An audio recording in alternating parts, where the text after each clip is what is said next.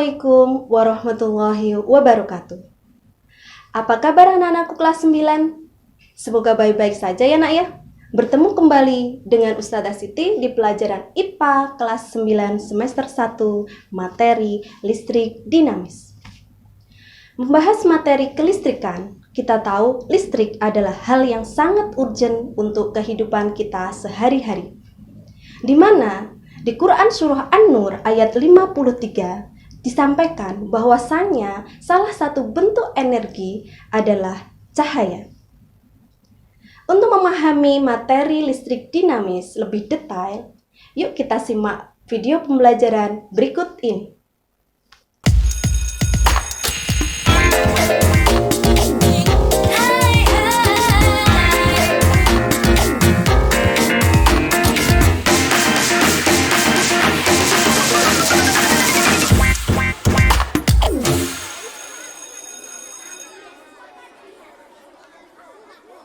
Video pembelajaran kali ini kita belajar mengenai listrik dinamis atau listrik yang mengalir.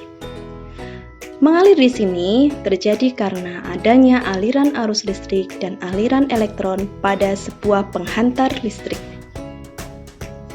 Diharapkan pada pembelajaran kali ini kita mampu menjelaskan arus listrik, membedakan rangkaian listrik terbuka dan tertutup, dan menjelaskan hukum 1 Kirchhoff. Perhatikan gambar yang ada. Pada gambar yang terlihat di situ ada lampu yang menyala. Lampu menyala disebabkan karena adanya aliran arus listrik dan aliran elektron secara bersamaan. Namun, ketika kita lihat arahnya, dua aliran tersebut berlawanan. Arus listrik adalah aliran muatan positif dari potensial tinggi ke potensial rendah. Sedangkan arus elektron adalah aliran elektron dari potensial rendah ke potensial tinggi. Di mana syarat aliran arus listrik dan aliran elektron harus ada beda potensial. Ada dua jenis rangkaian listrik, yaitu rangkaian terbuka dan rangkaian tertutup. Pada gambar berikut ini kita lihat rangkaian terbuka. Mengapa lampu mati? Ya, karena tidak ada arus listrik yang mengalir. Sedangkan pada gambar rangkaian tertutup, mengapa lampunya menyala? Ya, betul sekali bahwasannya terdapat arus listrik yang mengalir. Kuat arus listrik adalah banyaknya muatan yang mengalir pada sebuah penghantar tiap detik. Ditulis dengan sebuah persamaan, I sama dengan Q per T. I adalah simbol dari kuat arus listrik dengan satuan ampere. Q adalah simbol dari muatan listrik dengan satuan coulomb. Dan T adalah satuan second dari simbol waktu. Ada sebuah contoh soal di sini, mari kita cermati bersama-sama.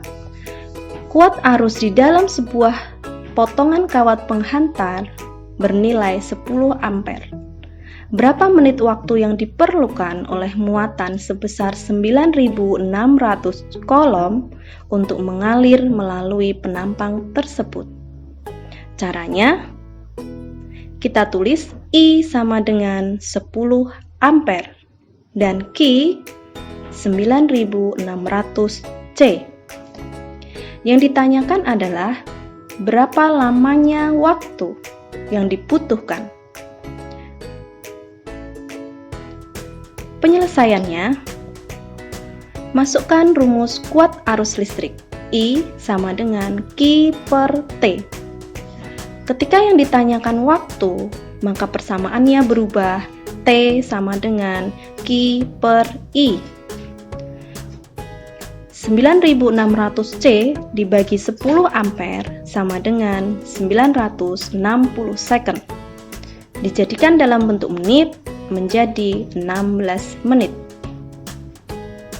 Semoga bisa dipahami ya. Berikutnya, besarnya kuat arus listrik pada sebuah rangkaian listrik dapat diukur menggunakan alat yang disebut ampere meter. Ampere meter adalah alat yang digunakan untuk mengukur kuat arus listrik di mana pada sebuah rangkaian disusun secara seri. Terlihat seperti gambar yang ada.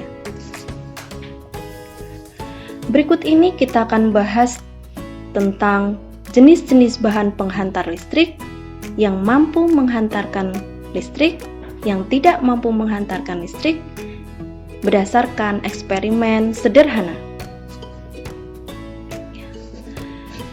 Ada sebuah bahan kayu.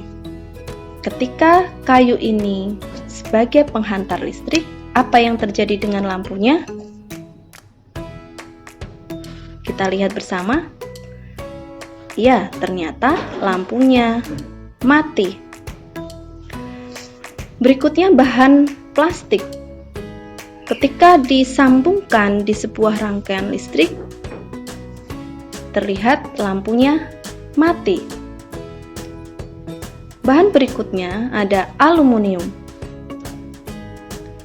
Ketika disambungkan, ternyata lampunya menyala.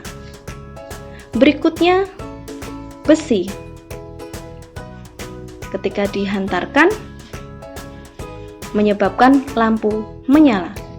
Yang terakhir, pada bahan tembaga, menyebabkan aliran listrik mengalir, sehingga tampak lampu menyala. Dari beberapa jenis bahan yang tadi, ada beberapa kategori. Kayu dan plastik disebut bahan isolator, sedangkan aluminium, besi, dan tembaga disebut bahan konduktor. Bahan konduktor adalah bahan yang mampu menghantarkan listrik dengan baik, sedangkan bahan isolator adalah bahan yang tidak mampu menghantarkan listrik. Sedangkan pada semikonduktor adalah bahan ketika suhu tinggi bersifat konduktor dan pada suhu rendah bersifat isolator, seperti contoh germanium, silikon, dan arsenium. Hukum yang membahas terkait kuat arus listrik disebut hukum 1 Kirchhoff. Di mana bunyi hukum 1 Kirchhoff adalah jumlah arus masuk pada titik percabangan sama dengan jumlah arus yang keluar dari titik percabangan. Sigma I masuk sama dengan sigma I keluar. Pada gambar yang ada, arah arus masuk terletak pada I1 ditambah I2 dan ditambah I3. Sedangkan arus keluar pada titik percabangan terdapat pada I4 ditambah I5 dan I6. Kita lihat pada rangkaian listrik secara paralel. Ada 3 ampere meter yang menunjukkan angka yang sama pada rangkaian paralel. Artinya bahwa ampere meter sebelum titik percabangan nilainya harus sama dengan penjumlahan arus pada titik percabangan. Sedangkan pada rangkaian seri atau pada rangkaian tidak bercabang, kuat arus listrik di mana-mana sama, seperti halnya yang terlihat pada alat ampere meter.